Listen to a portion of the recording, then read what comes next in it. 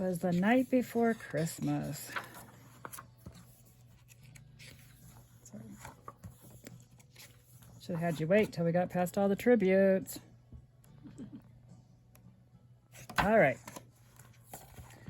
'Twas the night before Christmas when all through the house not a creature was stirring, not even a mouse. The stockings were hung by the chimney with care in hopes that St. Nicholas soon would be there.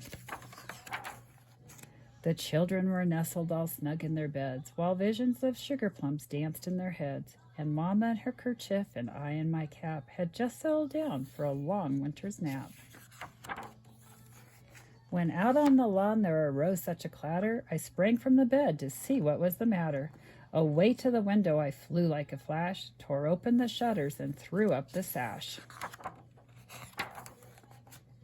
The moon on the breast of the new fallen snow gave the luster of midday to objects below. When what to my wondering eyes should appear but a miniature sleigh and 8 tiny reindeer, with a little old driver so lively and quick, I knew in a moment it must be St. Nick. More rapid than eagles his coursers they came, and he whistled and shouted and called them by name. Now Dasher, now Dancer, now Prancer and Vixen, on Comet, on Cupid, on Donner and Blitzen. To the top of the porch, to the top of the wall, now dash away, dash away, dash away all.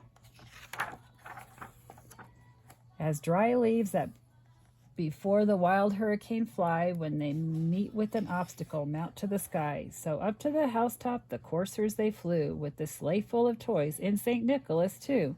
And then, in a twinkling, I heard on the roof the prancing and pawing of each little hoof. As I drew in my head and was turning around, down the chimney St. Nicholas came with a bound.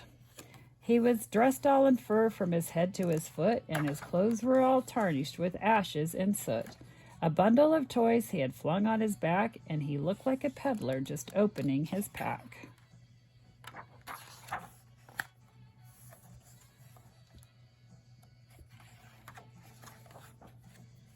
His eyes, how they twinkled, his dimples how merry, his cheeks were like roses, his nose like a cherry, his droll little mouth was drawn up like a bow, and the beard on his chin was as white as the snow.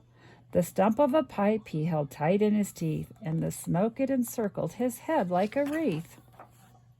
He had a broad face and a little round belly that shook when he laughed like a bowl full of jelly.